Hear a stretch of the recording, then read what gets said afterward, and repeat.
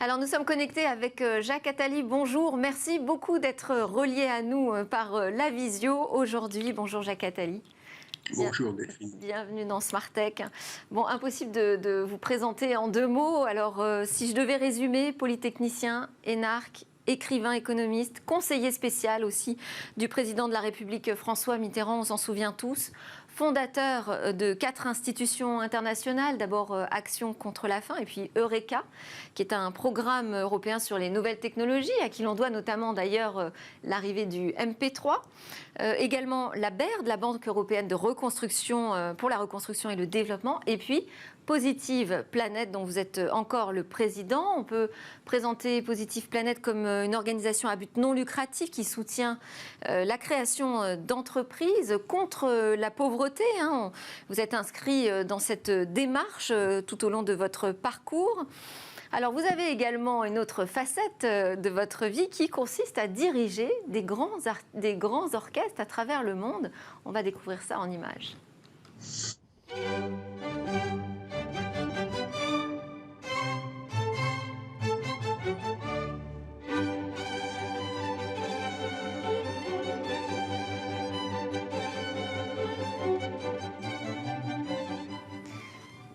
Impressionnant, Jacques Attali. J'imagine que c'était un grand moment pour vous de diriger un orchestre sur ce morceau magnifique de Mozart. C'est quelque chose. Enfin là, c'est un morceau très facile à diriger, mais c'est toujours une grande joie de diriger un orchestre. Je fais ça hors Covid 10-12 fois par an et j'ai la chance d'être invité un peu partout à travers le monde, mais c'est en effet la preuve que quand on veut et qu'on prend le temps de le faire, on peut, voilà. En dehors de mes activités que vous avez citées, et puis d'autres, puisque je dirige aussi une activité de conseil et d'investissement dans des startups, la musique occupe une grande partie de ma vie et la direction d'orchestre est vraiment une joie extrême dans sa complexité et dans sa profondeur. Mais évidemment, entre diriger la petite musique de nuit qui est très facile, ou comme j'ai essayé récemment de diriger le concerto pour violon de Sibelius, il y a un monde. Voilà. Alors, quand je disais que tout le monde vous a forcément au moins vu, lu, entendu, à cheval en plus, entre 2 siècles finalement, vous êtes une personnalité qu'on qualifie d'influente.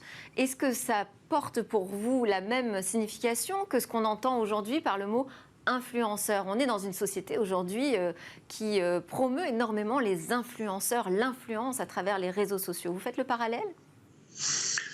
Est-ce qu'on peut dire que Flaubert a été un influenceur, que Léonard de Vinci était un influenceur, sans vouloir me comparer à ces géants-là? Toute personne qui tente de laisser une marque, aussi infime soit-elle, sur son environnement familial ou autre, est un influenceur. Moi, j'ai eu beaucoup d'influenceurs dans ma vie, à commencer par les instituteurs qui ont accompagné ma prime jeunesse. Donc, réduire ce mot à quelques rappeurs ou même non-rappeurs qui sont j'aime beaucoup le rap, qui sont des panneaux, ou à ceux qui sont que des panneaux publicitaires sur Instagram, c'est pathétique. Il y a l'influence. J'avais écrit un livre d'ailleurs où j'avais créé ce mot de un homme d'influence, et c'était à propos d'un grand banquier anglais. L'influence, c'est quelque chose qui s'exerce à chaque instant. Un homme sur sa compagne, une compagne sur un homme ou plusieurs, et réciproquement. Enfin, c'est la définition même de la nature humaine et de la relation. Alors, quel rapport entretenez-vous aujourd'hui avec les réseaux sociaux, Jacques Attali ? Je les suis, je suis un très grand adepte de Twitter, qui est vraiment une source d'information formidable, à condition de bien suivre. On vous fait une revue de presse sur Twitter, donc je la suis beaucoup. Je suis très suivi sur Twitter et sur LinkedIn, donc c'est une façon aussi d'exprimer mes idées. J'ai abandonné Facebook parce que c'était un lieu d'absurdité pour moi. Je regarde un peu Instagram, où je déteste tout le narcissisme. Ce qui me gêne dans les réseaux sociaux, comme tout le monde, c'est évidemment les fausses nouvelles. J'ai écrit tout un livre sur l'histoire des médias, où on voit que les réseaux sociaux s'inscrivent comme une phase de cela. Moi-même, je suis victime souvent de fausses citations. Alors quand on vous dit vous avez dit ça et que c'est complètement imaginaire, comment voulez-vous répondre à quelque chose qu'on n'a pas dit? Donc je ne réponds pas. Ma règle, c'est de ne pas répondre aux fausses citations de moi.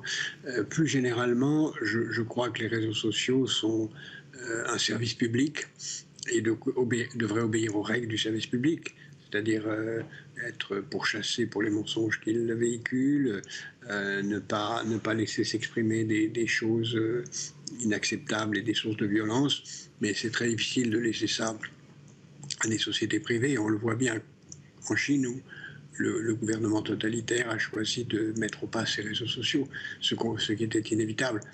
Et ce que les États-Unis devront faire s'ils ne veulent pas que les réseaux sociaux mettent au pas le gouvernement américain. Oui, ça c'est la question, la grande question aujourd'hui qui agite aussi la France, hein, avec la régulation d'Internet et des plateformes. On voit le CSA à qui l'on a confié de nouvelles prérogatives et qui va pouvoir travailler sur le sujet. La lutte contre la désinformation, c'est la principale mission qu'on devrait se fixer aujourd'hui pour réguler ces plateformes? Oui, la première chose qu'il faut faire, c'est lutter contre le faux, lutter contre le mensonge. Et ça commence à l'école, ça commence dans la famille. Qu'est-ce que c'est qu'un mensonge? Qu'est-ce que c'est que le vrai? Distinguer le vrai, l'opinion et la croyance, qui sont trois choses différentes et qu'on devrait enseigner à l'école, qu'on enseigne d'ailleurs à l'école. Mobiliser les universités, qui devraient, dans leurs quelques rares heures de loisirs, être utilisées aussi, les universitaires aussi, à pourchasser les fausses nouvelles. C'est un enjeu absolument fondamental. Il n'y a pas de démocratie si la vérité n'est pas défendue. Donc c'est à mon avis clé. Et les réseaux sociaux sont un démultiplicateur de fausses nouvelles. Mais les fausses nouvelles, dans le livre que vous venez avoir la gentillesse de montrer, je l'ai expliqué, il y a des fausses nouvelles depuis l'Antiquité. La bataille d'Actium au début de notre ère a été gagnée sur une fausse nouvelle, a été lancée, déclenchée et gagnée sur une fausse nouvelle. Donc c'est pas nouveau, les fausses nouvelles, tout au long de l'histoire. Mais aujourd'hui, les réseaux sociaux les multiplient et ils vont beaucoup plus vite à se répandre, ils sont beaucoup plus crus. Et puis, c'est presque impossible pour qu'un individu, je suis moi, parmi d'autres, confronté à cela, je le disais tout à l'heure, quand vous avez une fausse nouvelle contre vous, vous ne pouvez pas passer votre vie à y répondre, ça n'a pas de sens. Et alors elle s'installe comme une fausse vraie nouvelle. Oui, c'est ça, avec des conséquences qui peuvent parfois être importantes. Alors, en l'occurrence, la fausse nouvelle dont vous parlez vous concernant, c'est au sujet d'un texte qui a été tronqué, modifié et qui imagine que vous auriez prédit une pandémie visant à réduire la population. C'est complètement ubuesque comme histoire. Et donc, ce que vous dites aujourd'hui, c'est qu'on n'a pas de moyens de lutter contre ça? Oui, on m'a appris hier que ce texte était repris comme étant de moi dans plusieurs pays étrangers. Qu'est-ce que vous voulez que je vous dise? Ce texte n'existe pas. On le présente maintenant, soit sorti d'un livre que j'ai écrit en fait en 93. Celui-là, il est prétendu être écrit en 80, ça n'a pas de sens. C'est totalement imaginaire. Mais à partir du moment où vous faites bien les choses, vous le présentez avec une couverture de livre, avec un texte écrit dans le même caractère que ceux d'un livre, vous gagnez en crédibilité. Ce que je veux dire, c'est qu'on a des armes juridiques aujourd'hui contre la diffamation, par exemple. Procès en diffamation, j'en ai fait plein sur cette histoire. Je les ai tous gagnés naturellement, mais ça prend 3 ans. Oui, c'est ça. C'est un problème de vitesse aujourd'hui avec les réseaux sociaux et peut-être que la loi sur la presse n'est plus forcément très adaptée à notre nouveau monde. Qu'est-ce qu'ils disent d'autre de la société, les réseaux sociaux? Ils disent une accélération. Ils disent l'accélération de l'histoire, une réduction du temps de concentration aussi. Ils disent quelque chose de très positif qui est la globalisation des idées, que même les dictatures les plus fermées ont le plus grand mal à empêcher des nouvelles de circuler.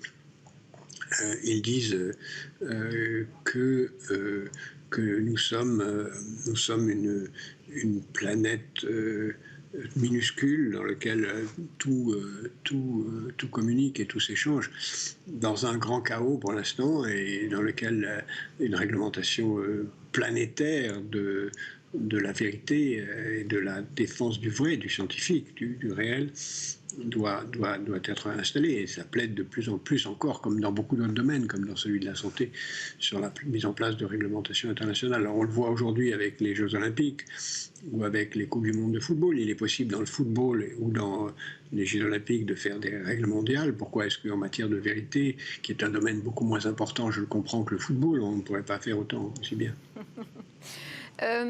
Est-ce qu'ils disent aussi quelque chose sur notre économie? Parce que finalement, ces pensées, ces idées qui sont véhiculées à travers le monde sont portées par très peu de plateformes et d'acteurs économiques. Oui, ils disent que nous sommes dans une économie de plus en plus planétaire. Ce qu'on appelle nouvelle économie, c'est un truc qui date de 1950. Hein. Elle ne cesse d'être la nouvelle économie, effectivement. Oui, c'est rien de nouveau. Hein. Le premier micro-ordinateur, le premier ordinateur, c'est dans les années 40, et le premier micro-ordinateur, c'est dans les années 70. Donc, ça n'a rien de nouveau. Si on veut chercher nouveau, il faut regarder biotech, nanotech, biomimétisme et autres sujets qui sont vraiment ceux de l'avenir. Et en nouvelles technologies, il faut regarder hologramme et jeux vidéo. C'est pour ça que je m'intéresse beaucoup en ce moment aux jeux vidéo, parce que je considère que dans une société qui est de plus en plus attiré par la distraction pour ne pas voir les problèmes, qui a de plus en plus de mal à se concentrer. Beaucoup de choses passent par le jeu. Et même le cinéma est en train de basculer dans le jeu. C'est le jeu vidéo qui remplace de plus en plus le cinéma comme art. Et le jeu vidéo devient un véritable art. Ça m'intéresse beaucoup à suivre. Et comme les jeux ont été une activité humaine très, très passionnante depuis bien avant le jeu d'échecs. Alors on va reparler du jeu vidéo parce que je trouve que c'est intéressant justement pour penser ensemble le futur qui reste à créer. Mais je voulais rester sur la question économique. Aujourd'hui, on a une forte préoccupation en France sur la question de la souveraineté numérique qu'on court après sans cesse. Alors chacun y voit la bonne méthode à employer. Moi, ma question, c'était, vous avez conseillé un président de la République au début des années 80. Est-ce que cette révolution technologique, ça faisait partie des sujets, par exemple, que vous adressiez avec le président François Mitterrand? Est-ce qu'on a raté quelque chose à un moment? C'est la raison d'être de Ricard, c'est de créer une souveraineté technologique européenne. C'est pour ça que j'ai eu cette idée et que j'ai eu la chance d'être parmi ceux qui ont pu créer ce projet. Aujourd'hui, oui, une souveraineté européenne, une souveraineté numérique est absolument nécessaire. Elle ne peut être qu'européenne. Et elle sera européenne si elle passe par un sujet qui, à mon avis, est la seule façon de la faire, c'est la défense. Si on prend confiance en nous et conscience que les Américains ne seront plus là pour nous défendre, comme l'ont montré récemment les exemples afghans et quelques autres, les Européens vont finir par accepter de se défendre. Et pour ça, ils vont commencer, et ça commence à une vitesse trop lente à mon avis, à créer une industrie de la défense. Et les industries technologiques sont des sous-produits ou des dimensions de l'industrie de la défense. C'est triste, mais c'est comme ça, aux États-Unis comme ailleurs. C'est par la défense que commence une politique industrielle. Parce qu'on accepte plus facilement de mettre de l'argent public pour construire des armes que pour construire des charrues. Or, les technologies militaires peuvent servir aussi bien à construire des armes que des charrues dans le monde des charrues d'aujourd'hui. Et donc, c'est par l'industrie de la défense que commencera une politique industrielle européenne, si elle commence. On le voit avec ce qui se passe avec les tentatives sur l'avion de combat, etc. Sur le digital aussi, la défense. Et je pense que les pays européens finiront par faire cela et donc comprendront que la souveraineté numérique est une clé de la défense. D'autant plus, évidemment, que la question numérique est aussi une question de sécurité militaire. Alors on va enchaîner avec le futur, parce qu'il nous reste déjà plus beaucoup de temps ensemble, Jacques Attali. Donc en 1998, vous publiez le dictionnaire du 21e siècle. Le futur vous a toujours passionné, cette envie de voir ce qui va se passer demain? Oui, j'ai publié ce livre-là. J'ai publié un autre livre qui m'est très cher, qui s'appelle Une brève histoire de l'avenir, où j'ai raconté en 5 étapes ce qui va se passer dans les 50 prochaines années. Et malheureusement ou heureusement, je ne me suis pas trop trompé, c'est-à-dire déclin de l'Empire américain, croissance et puissance des entreprises contre les États, tentative de quelques nations comme la Chine de prendre le pouvoir contre les États-Unis qui échoueront, grand chaos général et mise en place d'une démocratie planétaire. Voilà les 5 étapes, en espérant qu'on évitera quelques-unes des dernières et qu'on arrivera plus vite à la dernière avant les autres. Pour l'instant, si j'ose dire, Mais c'est le toujours un schéma se exercice, déroule. c'est toujours quand même un exercice très risqué parce que vous avez noté d'ailleurs quelques bêtisiers de prédictions qui étaient tombés à côté. Est-ce que vous avez le sentiment aussi que vous aviez imaginé l'an 2000 parfois un peu différemment de ce à quoi il ressemble? Sur un point précis, dans un livre que j'ai publié il y a longtemps, ou qui était assez juste, s'appelait Ligne d'horizon, où je disais des choses assez justes, puisque je parlais bien avant que ça existe du téléphone portable, de YouTube, d'Internet, mais je me suis trompé complètement en disant que le basculement qui allait avoir lieu des États-Unis vers l'Asie, sur lequel je ne me trompais pas, serait au bénéfice du Japon et pas de la Chine. Alors ça a été un peu au bénéfice du Japon, beaucoup au bénéfice de la Chine, même si je persiste à penser que la Chine ne sera pas une superpuissance qui remplacera les États-Unis pour mille et une raisons. De toute façon, l'histoire n'est pas terminée. Alors, est-ce qu'on est capable facilement d'imaginer ce futur? Comment est-ce qu'on peut s'y prendre pour créer de nouveaux imaginaires? On a l'impression finalement qu'aujourd'hui, c'est plus compliqué d'imaginer d'autres champs des possibles. C'est très intéressant de me poser cette question.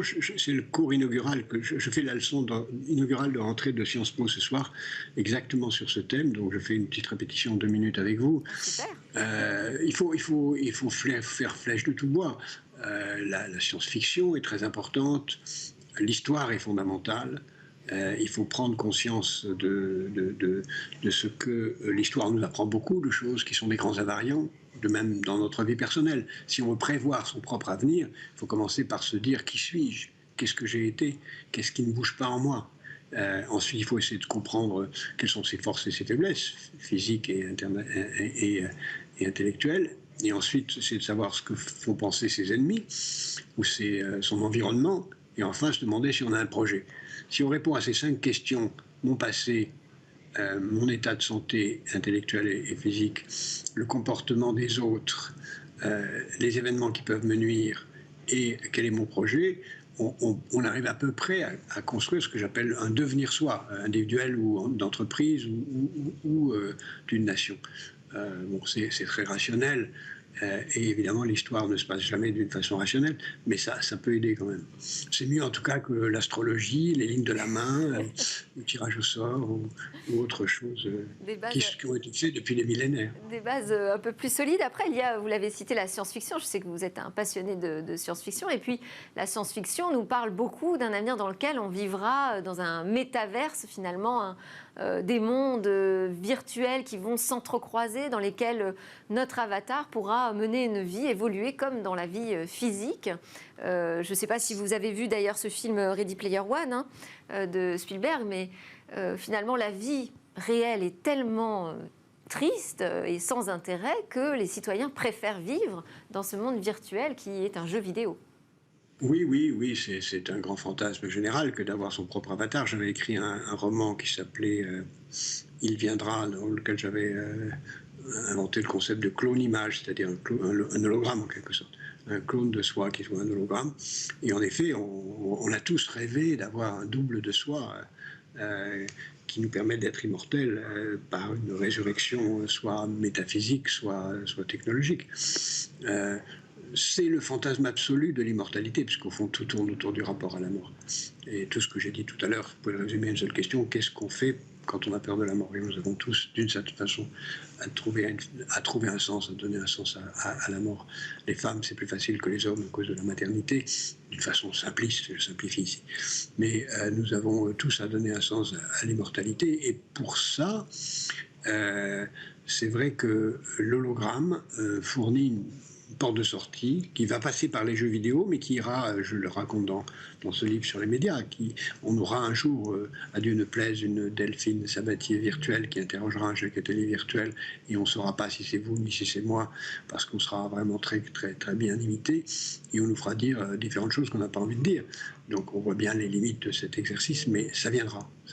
C'est fascinant. On va terminer avec une question très très courte, un petit peu plus personnelle peut-être, même si toute l'interview était très personnelle finalement. Si vous pouvez répondre aussi rapidement, c'est un format très express. Je vous lance sur un mot. Le premier, c'est vos rêves, Jacques Attali. Les rêves, c'est qu'après moi, le monde soit plus vivable. Vos peurs? C'est qu'après moi, le monde soit moins vivable. Des interrogations? Est-ce que je vais encore avoir le temps de continuer à être utile?